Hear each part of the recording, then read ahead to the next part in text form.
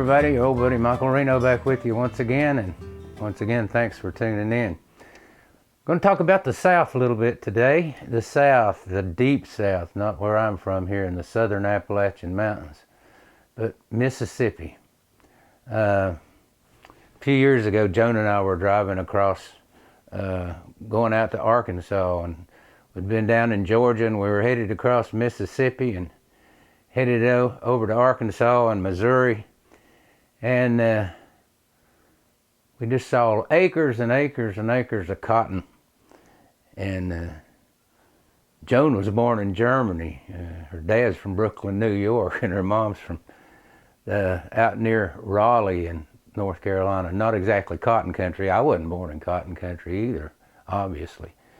But we were talking about that cotton, and I had done some programs for the Southern Textile League. My good friend Dan Nation had got me a gig doing a program for them, just sort of Southern humor. But I got a real interest in the cotton culture. My dad had grown up in a mill village in Spartanburg, South Carolina, so cotton has been a part of my past. I remember a song that we learned in grammar school called the boll weevil song. I had no idea what that song meant, but in studying the cotton culture, it became apparent that it was no joke. The boll weevil was a little bug that came along right around, got really bad right around the end of World War I, back in 1917, 18, in that period.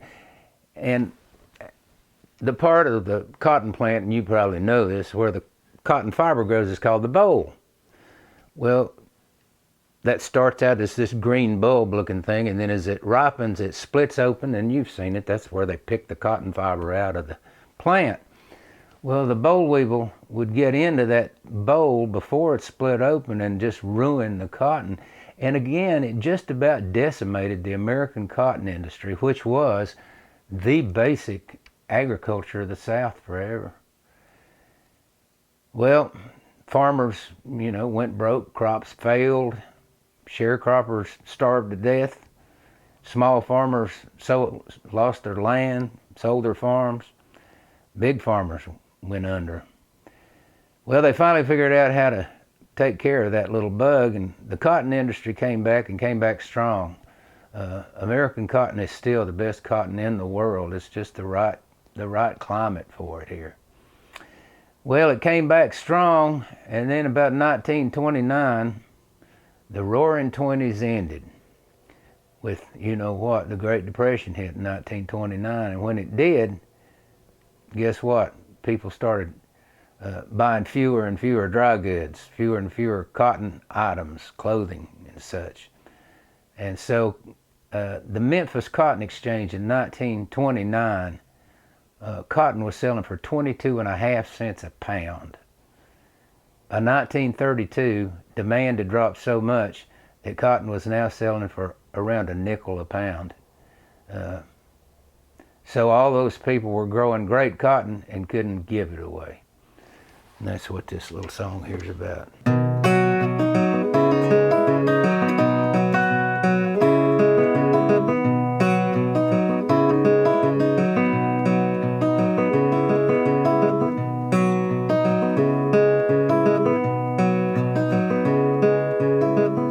Steamboat whistle out beyond the levee, Mississippi, 1932. The cotton's in the bale, but the Memphis market fell, and what our cotton brought won't pay what's due. Oh, it looks like these dirt farming days are through.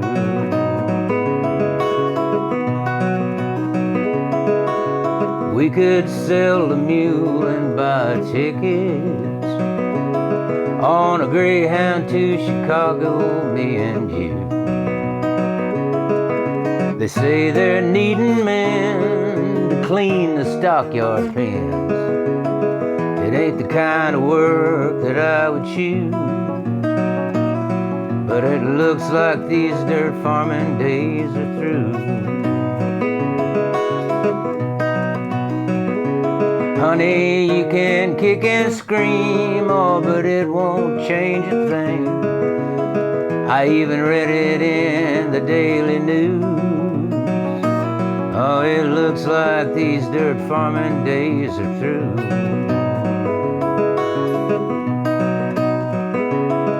I'm tired of hearing what your mama wrote you, saying I ain't nothing but bad news. Well, go on home to mama, I don't need all this drama, and I don't know what else a man could do.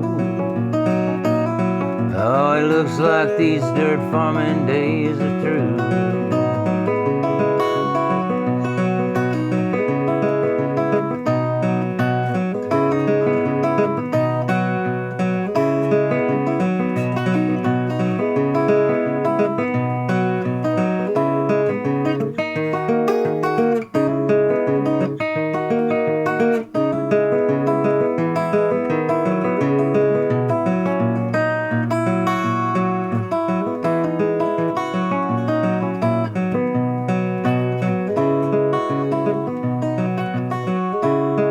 I traded daddy's shotgun for a suitcase, sold the plow and bought these two-tone shoes, 'cause it sure would be a pity when I hit that windy city to be walking around in old shit kicker's boots.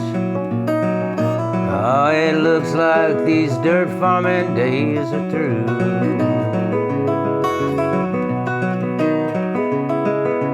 Mississippi, 1932. Steamboat whistle sure is sounding blue.